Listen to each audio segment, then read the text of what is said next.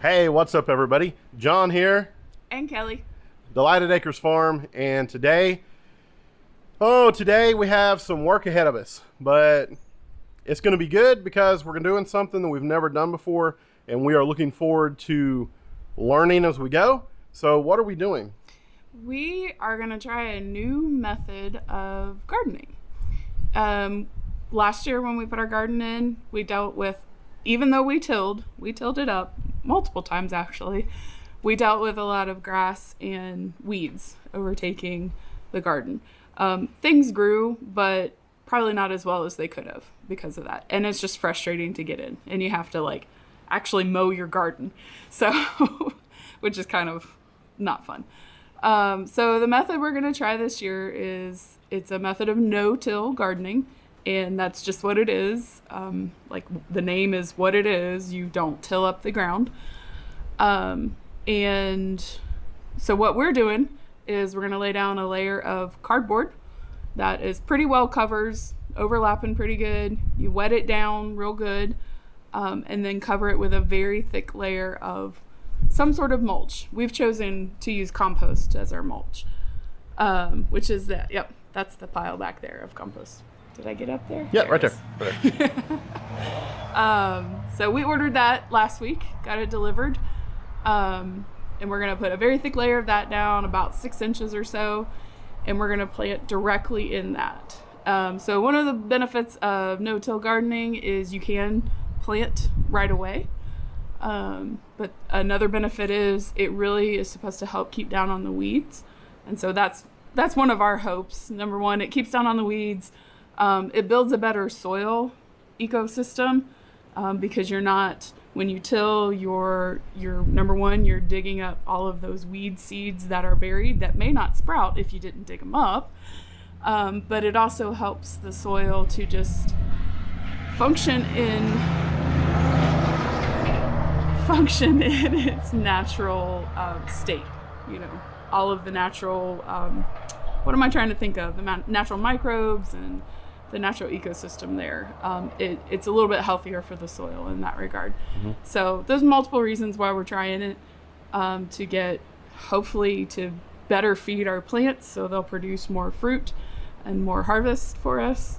So, but that's what we're going to work on today. We're going to get the bed laid down.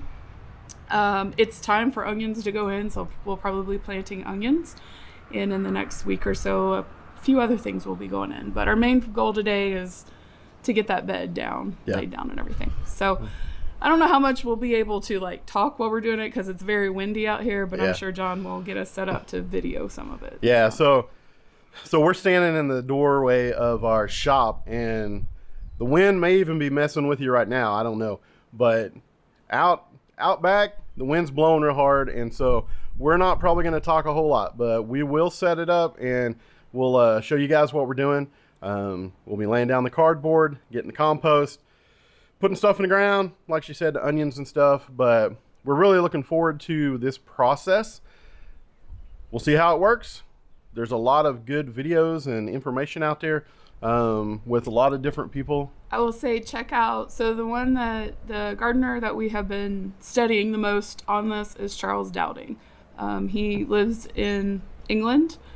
He has been gardening this way for over 30 years. And if you look at some of he has a lot of before and after pictures of different plots of land where he's done this. And it's just amazing how beautiful it is and how there's no weeds and everything is just thriving and growing. So anyway, check out Charles Dowding. That was the point of that. Yeah, Charles Dowding. Hold on. Truck. Game off.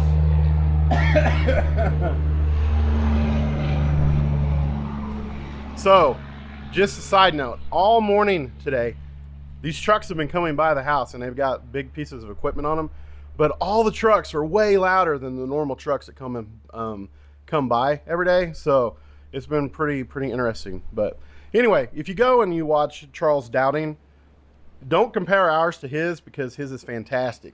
This is our first time. And like we said, last year we tilled up. We bought a little tiller and we tilled it up. That's a lot of work involved with that, just to do that. this is a lot of work, but this should help lay a foundation for years to come, and that it'll just make it easier and easier, and a healthier, much healthier soil and stuff like that. So Yeah, because one of the things, like, this is our first year. You don't have to layer 6 inches deep every year. The idea is that in subsequent years, you just put like maybe a thin layer of some sort of mulch, like compost, on top of it. And you just do that every year, and it just adds to the value of your bed. It adds nutrition to your bed for your plants. yeah. So you don't have to do 6 inches every year, like an inch or two in subsequent years is plenty. And it does not have to be, purchased compost. We did that because we have a small compost bin, but there's no way it'll cover like the bed that we have. No. It's just too big. So we decided to purchase compost to do that. But if you have enough of your own homemade compost, you can do it with that. You can put down wood chips. Some people do that. Making your own wood chips or whatever. Some people put down straw. Charles Dowding says that you can use straw, but it doesn't break down as quickly as other things. So whatever, it's, it doesn't have to be a big investment or expense. You can use whatever you have, and you can start small too. We've chosen to do our entire bed, but you can start with just one bed and do it, as you can, as you go along. Create another no-till bed. So. Yeah. Okay. So that's our plan for today. Working on a no-till garden, and so, like I said, we're gonna set you up and we'll video the stuff that we're doing, and we'll see how it goes. So thank you guys for watching, and we'll be back with you here in a little bit.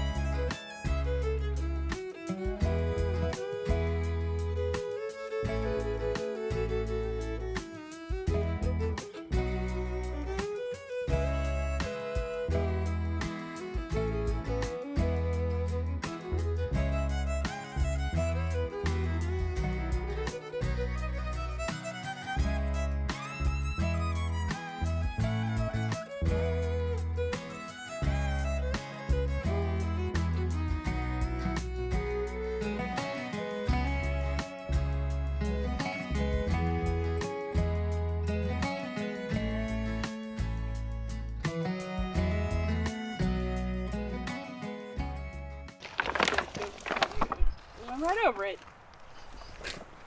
Four-wheeling with the gorilla cart.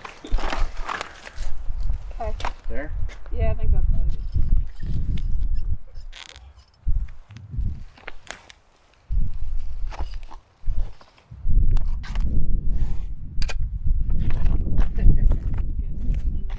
You may have to back up once we come up a little bit.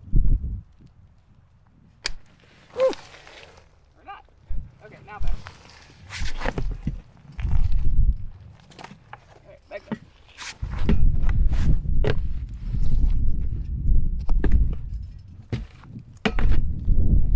Back up.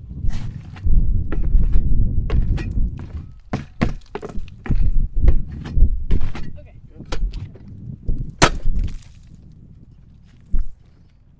Like that gorilla cart.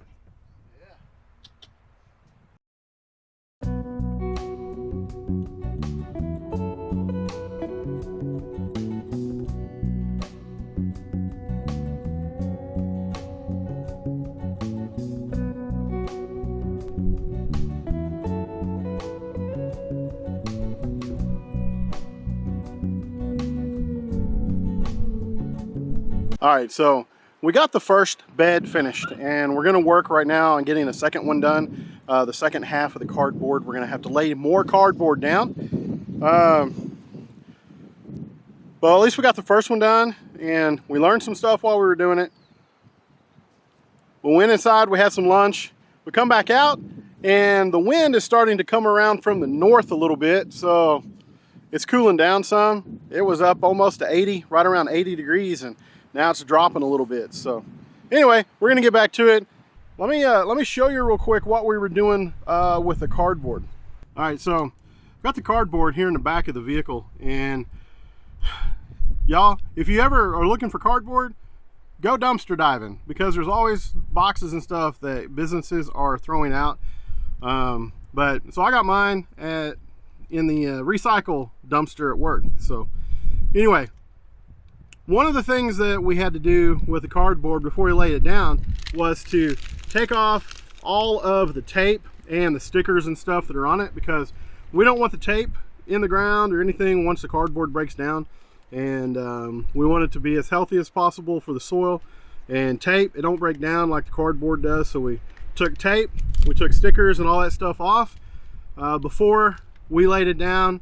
So yeah, just a little tidbit: if y'all do this, take tape and stickers off your cardboard.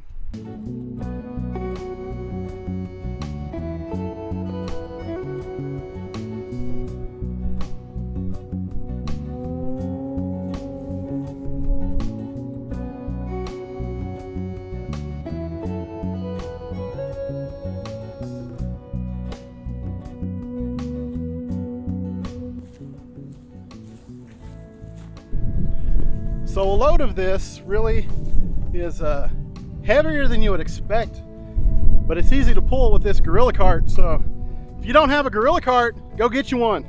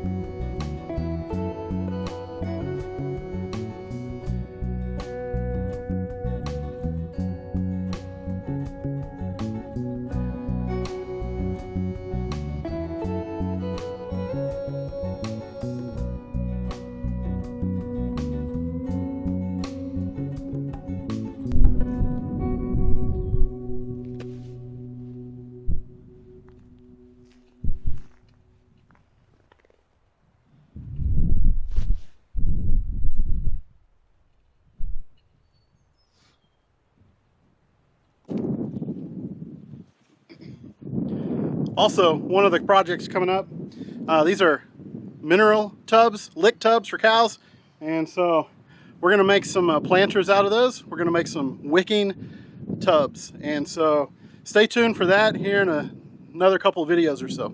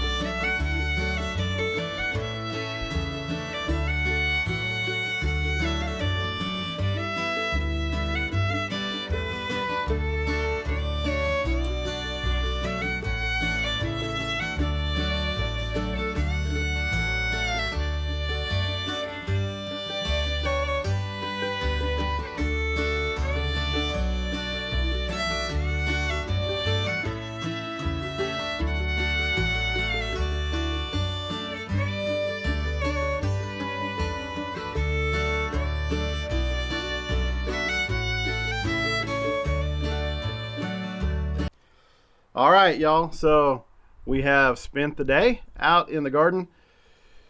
We got 2 beds done.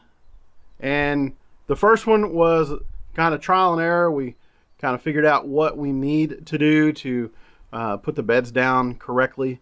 And I think it went pretty well. What do you think? Yeah, I think so. Yeah.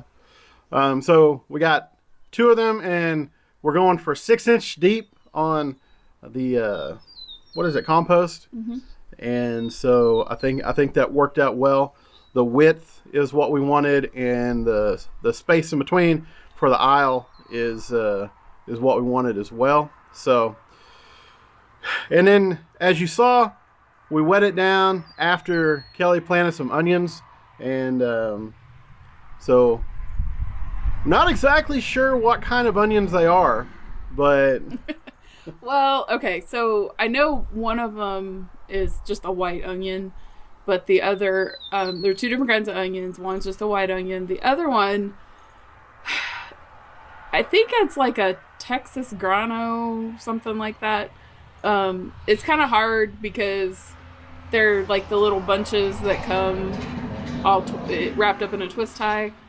But the label that's on them doesn't say what they are, but the label in the store, like the sign in the store says so. But I forgot. But I think it's like a Texas grano or something. And then just a white onion. So, which the Texas grano we grew last year. And they did pretty good. They didn't get super big. So one thing we did different this year is put a little bit more spacing between each onion plant, and hopefully they'll get a little bigger. I think they were a little too close last year. So last year's onions didn't get very big, but they were tasty, and we're still eating on them. Yeah. So, yeah, we've ate.